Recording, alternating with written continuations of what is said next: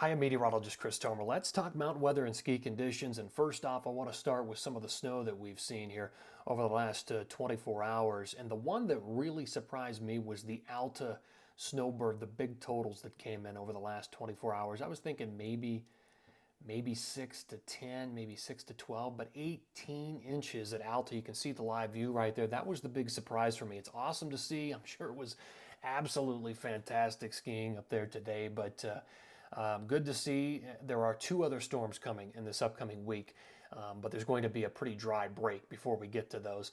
We'll talk about that coming up. I also wanted to show you this. This is up from Mammoth ski area, and the storm has broke. The atmospheric river we had for 3 days is gone. Look at that blue skies up there on the top of the Sierra. I mean, what an awesome view that is. And that area was just getting pounded with 80 to 100 mile an hour winds for a short time, and also just continuous bands of snow. That is just absolutely incredible to see. All right, so let's get into the analysis. We'll start with the radar and the satellite here. And notice, yeah, that flow that came across the Wasatch, you can still see some of the blue showing up right there. Also across the Tetons, looking at my notes here, Jackson Hole's reporting 13 inches. So, I mean, this was pretty darn good. And you can see the action kind of sliding through Colorado with a low pressure right there. Should be good skiing in Colorado tomorrow. I look at Wolf Creek, I think they're reporting like 10 inches. So good stuff right there. Now, here's the next big game in town. And it's this low coming into the Pacific Northwest. You can see the spin, the comma shape right there. That is going to be the next big player. And there is a low behind that as well, which will drive the forecast all the way through the upcoming week. So we'll get into all this, but I want to show you the jet stream right now. So here we are. You can see this west to east flow, very fast flow across the Wasatch. So you had some orographics at play. Obviously, to get 18 inches, that is one of those requirements. And it continued to move that moisture through Colorado. The low is kind of racing out with the jet on the nose there, out into the front, into the heartland. So of course behind it now we've got to focus on that low that will be moving into the Pacific Northwest, and there are going to be some big totals up there as it hits into the Pacific Northwest, and then the low is going to drop south. And look at this. This is the jet by Tuesday afternoon. The low is way down here. It slightly resembles the atmospheric river we just had, but this one's going to be very low end. If it is even considered an atmospheric river, it just might be the very lowest end possible for something like this. But look at the orientation of the jet. I mean, once again, you're taking moisture and you're slamming it up against the Sierra. There are winter storm watches in effect. It's looking like about 1 to 2 feet. For most of those areas that just got hit really hard. And then that low is going to get escorted in to the interior. This is Thursday in the morning right here, and look how far south this low is right now. So it's got jet support, but there's still a lot of question marks as to whether this storm will be an open wave type of storm, or will it be a closed low and a much stronger storm. I've seen evidence for both at this point. So it will be sliding through with colder air. This storm will have some colder air. It does look like we're going to see some pretty good snow through the Wasatch, the Tetons, southern Utah, and then eventually into Colorado. And that's one of my big question marks, is Colorado between Wednesday and Thursday with this low pressure. You know, again, will it be more of a congealed low, closed low, or will it be an open wave? So that's one of my big questions. Don't know yet. As we slide into Friday and then eventually even into Saturday, there's another low that comes racing in, but this one is much different. Look at the jet stream and the orientation. There is your low by Friday morning, sitting right over the top, coming out of the Pacific Northwest, and this is going to lay down a lot of snow in the Pacific Northwest.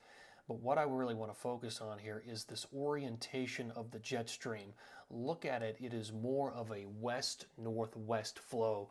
So for areas that benefit from that type of flow, and I know a lot of them in Colorado, this second storm might actually be just as good or better than the first storm that comes through, simply because of the orientation and the orographics that set up by the end of the week and into the weekend. So let's just kind of follow the snowfall out through the entire week, and I'll move a little bit quicker through some of this, but this is going to be our future radar right here.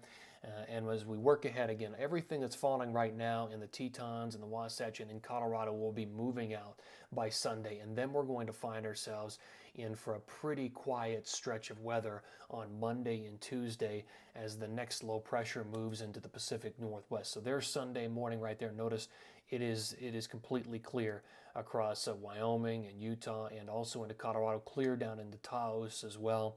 So, whatever snow they had, you'll be skiing that under sunny skies. But by Monday morning, notice the low coming into the Pacific Northwest, and then it begins to drop to the south.